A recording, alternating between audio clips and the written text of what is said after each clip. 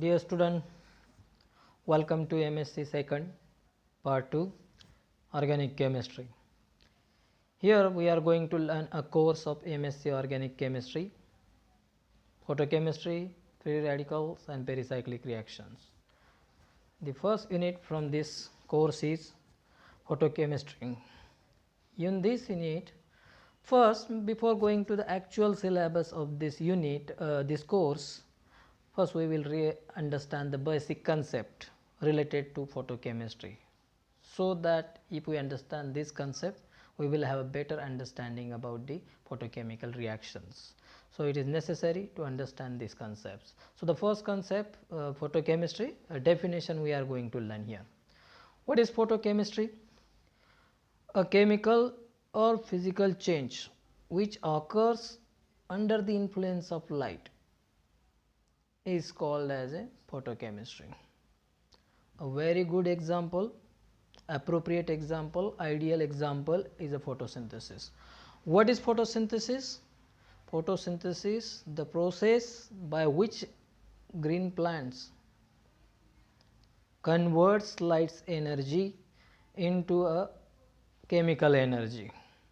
In this process, green plants uses carbon dioxide, water and sunlight energy. Here carbon dioxide and water are converted into the useful organic compounds and oxygen is emitted. So photosynthesis is a very good example or appropriate example of the photochemical reaction. You can see the example, this chemical reaction 6CO2 6H2O in presence of light get converted into the carbohydrate, a very useful molecule required for the living organism, and it emits oxygen. Okay. Next, useful concept to understand photochemistry, related to photochemistry, is electromagnetic radiation. Most of the students are already well aware of this concept, but since we are going to learn this course which involves mostly photochemical reactions, so again we will revise these terms. What is electromagnetic radiation? Electromagnetic radiation is a form of energy that is still exists around us, and it takes many forms like X-rays, gamma rays, UV, visible, IR, microwave, AM, FM and radio waves. Precisely, we will define electromagnetic radiations. Electromagnetic radiation is a form of energy emitted by a moving charged particle. Electromagnetic radiations can be exist in particle as well as wave nature. When electromagnetic radiations pass through the spaces or it travel through the spaces, it behaves like a wave and has an oscillating electric field and magnetic field perpendicular to each other. You can see the figure here, one electric component, electric field, oscillating electric field, and perpendicular to it in green color it is magnetic field, magnetic oscillating component. So this is the pictorial representation of electromagnetic radiation shown in figure.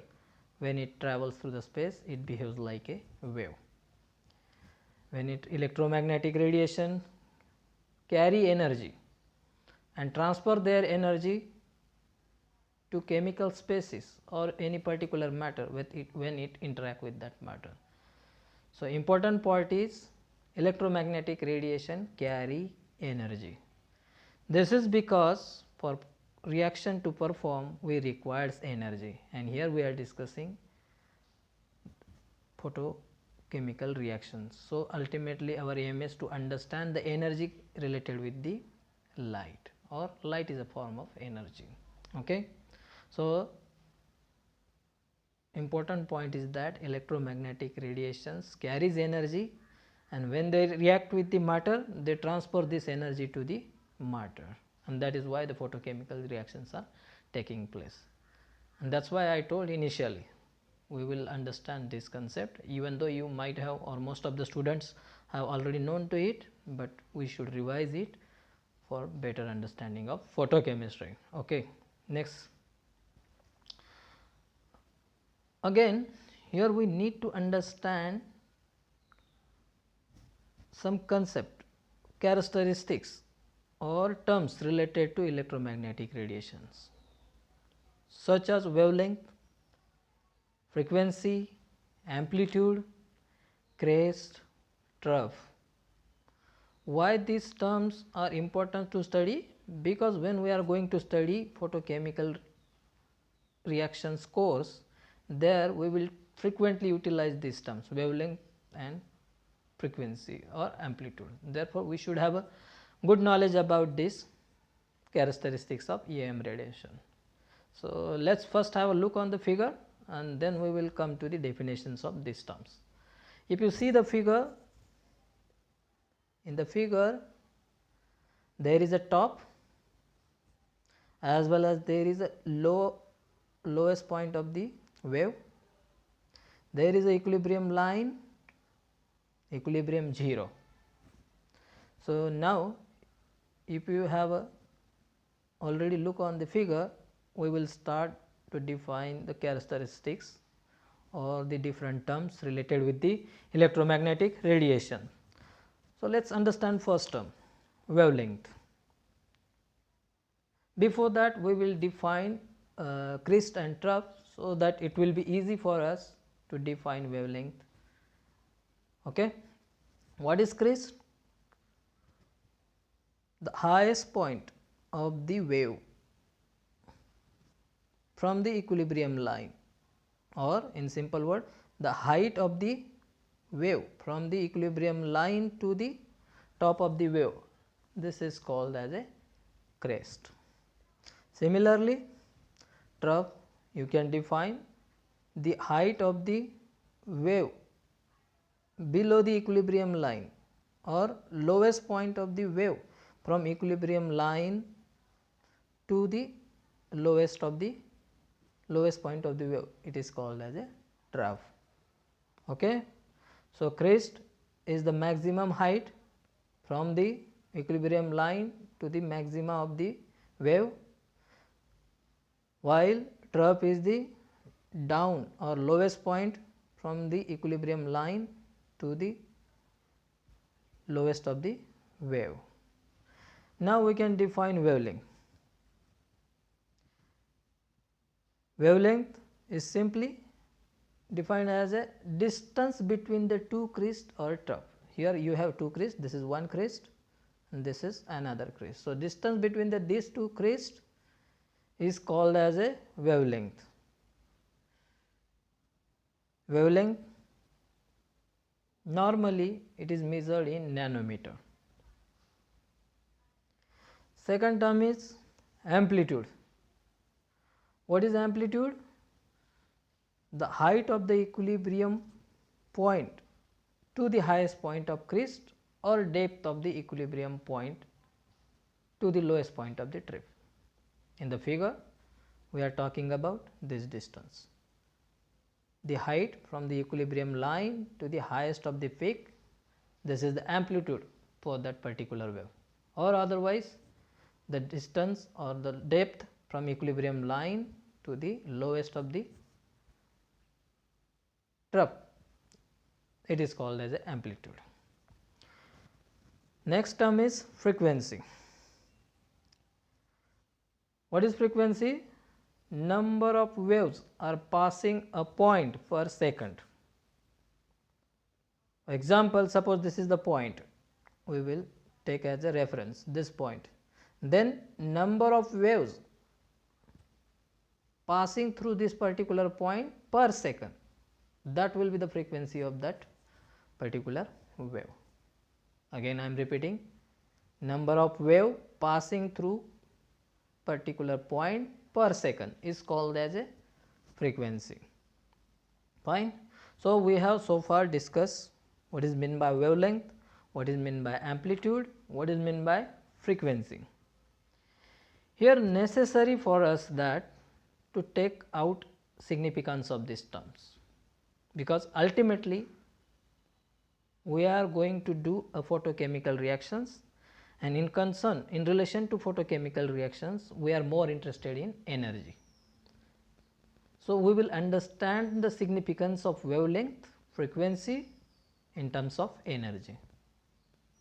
I mean, we will understand the relationship between wavelength, frequency and energy of the wave, and the relation is like this. The energy associated with the electromagnetic radiations is proportional to the frequency and inversely proportional to the wavelength. It means that if wavelength goes on increasing, a particular wavelength, energy of that wavelength goes on decreasing. The relation between frequency and energy. As frequency of wavelength is increases, frequency of electromagnetic radiation increases, energy of that particular radiation is increases.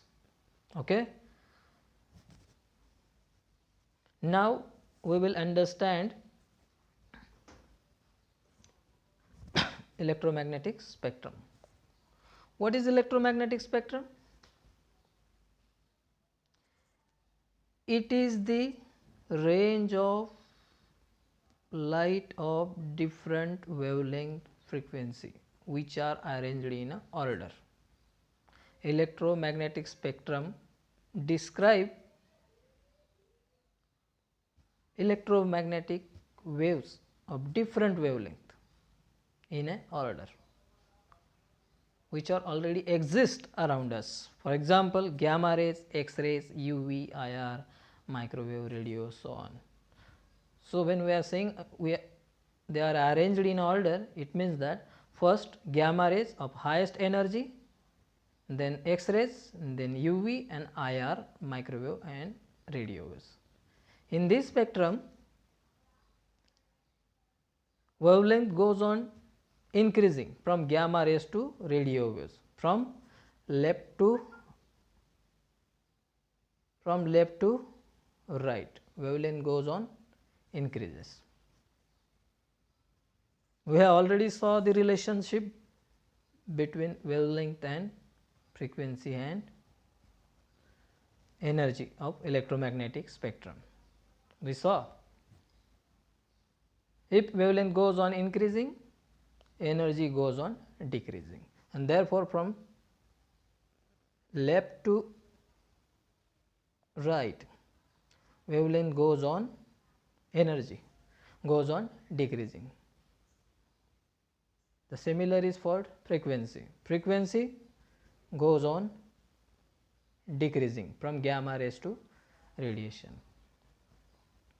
The bottom line is gamma rays are of highest energy and are of shortest wavelength, while radio waves are of highest wavelength but are of lowest energy and lowest frequency relatively. Okay. From photochemical reaction point of view, we are more interested in UV visible spectra or UV visible range of electromagnetic radiations. This is because energy associated with the UV visible spectra is sufficient, appropriate to perform photochemical reactions, because gamma rays and X-rays are of very high energy, while radio waves are of lowest energies. The convenient, appropriate range of electromagnetic radiation for photochemical reaction is UV visible range. Okay. It is ranging from 200 nanometer to 800 nanometer. Okay. So far we have discussed the prerequisite, the basic requirement to understand, to learn a photochemical reactions. What we saw, I briefly revise it. First we saw a definition of photochemistry. A photochemical reactions, we have defined them like this: a physical or chemical change due to a light in the matter or any chemical species. Such reactions are called as photochemical reactions. We have discussed the ideal appropriate example is photosynthesis, which utilizes carbon dioxide and water from the environment and light energy from the sun and convert this carbon dioxide water into useful organic compounds like carbohydrate, glucose molecule, sugar molecules, and emits oxygen, which is also useful for the living organism. So that's the huge importance of this photosynthesis. This photosynthesis inspire us, tells us the importance of photochemical reactions, because photosynthesis is a efficient, highly efficient, is a promising reaction in the nature that provides a great support to the living organism. And from that we will understand the importance of photochemical reactions, and that is why it is necessary to study photochemical reaction in the depth, study them technically, understand their principles, so that we could produce such great reaction in the artificial synthetic laboratory. Who knows, future chemists like young minds like you students, if you understand the better photochemical principles, basics, you may mimic the photochemical reactions like photosynthesis in the artificial laboratory, and that is why this course in the place. So with this introductions, we are going to study first unit from our course, photochemistry, free radical and pericyclic reaction. And the content is like this: we are going to study basic principle, photochemical excitation, electronic transitions, what is meant by spin multiplicity, Jablonski diagram, laws of photochemistry. There are two laws that we are going to study: Grothus-Dreyfus law, Einstein law of photochemical equivalence, quantum yield, photosensitization and quenching process. So time being, we will stop here and we will continue in the next lecture. Okay.